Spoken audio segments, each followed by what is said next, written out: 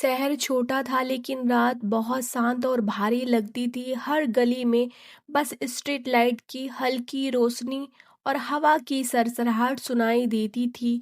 उसी शहर की एक पुरानी कॉलोनी में एक नया किराएदार आया। आर्यन, वह 22 साल का था। पढ़ा लिखा, साफ सुथरा और बहुत शांति से रहने वाला। वह किसी से झगड़ा नहीं करता था, पर उसकी आंखों में कुछ अजीब था। वह कभी पलक नहीं झपकाता था। लोग कहते थे कि वो बहुत शरीफ है, लेकिन बच्चे कहते थे कि उसकी नजरें डराती हैं। शुरुआत के कुछ दिनों तक सब कुछ सामान्य था।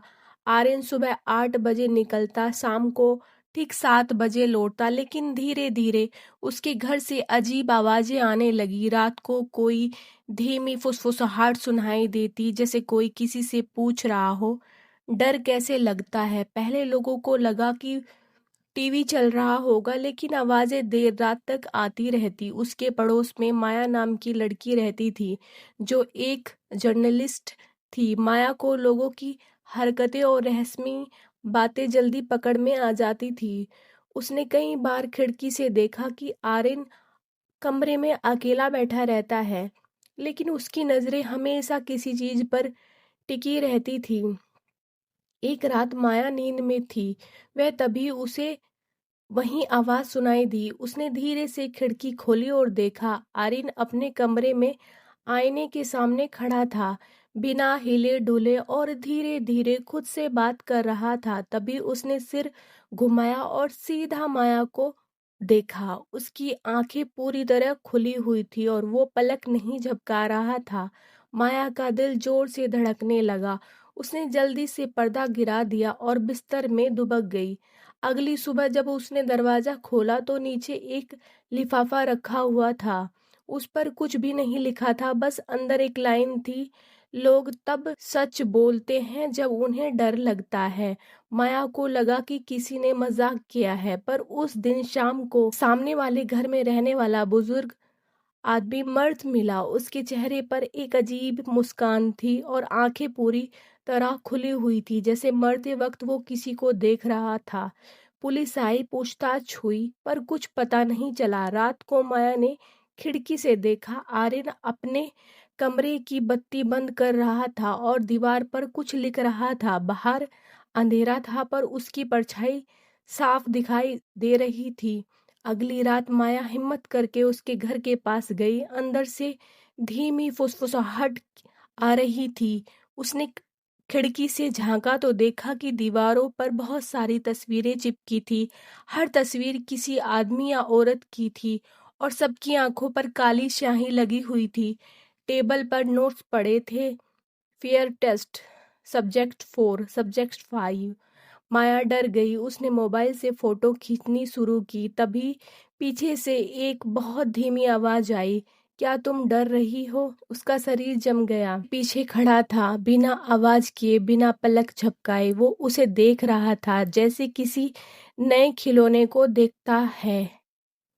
माया चीखी और दरवाजे की तरफ भागी, लेकिन दरवाजा अंदर से बंद था। आर्यन शांत आवाज में बोला, मुझे बस समझाना है कि इंसान डरता क्यों है। उसने टेबल से कैमरा उठाया और उसका चेहरा रिकॉर्ड करने लगा। माया कांप रही थी, उसकी सांसें तेज हो रही थी। तभी कमरे की लाइट झिलमिलाने लगी और फिर बंद हो गई। पूरे कमरे में बस अंधेरा और आर्यन की धीमी सांसें सुनाई दे रही थी। अचानक एक पल के लिए लाइट जली और आर्यन बिल्कुल उसके सामने था। उसकी आंखें इतनी पास थी कि माया पीछे गिर गई।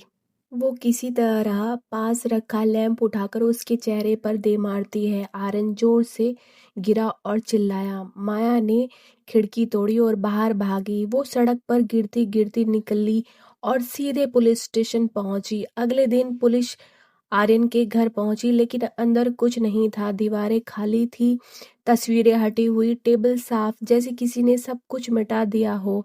बस आईने पर एक लाइन उभरी हुई थी, अब मुझे डर महसूस होता है। पुलिस ने केस बंद कर दिया, कहा कि माया को भ्रम हुआ होगा। माया का कोई यकीन नहीं कर रहा था, पर वो जानती थी जो उसने देखा वो सच था। अगले कुछ हफ्तों तक सब कुछ सामान्य चल रहा था। माया फिर से ऑफिस जाने लगी थी, पर अब वो किसी से बात नहीं करती थी। वो जल्दी घर लौट आती थी और दरवाजा बंद कर लेती थी। लेकिन एक रात जब वो टीवी देख रही थी तो न्यूज़ में खबर चली, पास के शहर में लगातार 3 लोग लापता। फिर स्क्रीन पर टीवी फुटेज चला जिसमें एक आदमी सड़क पर चल रहा था। कैमरे में उसने जूम करके देखा, वो आर्यन था।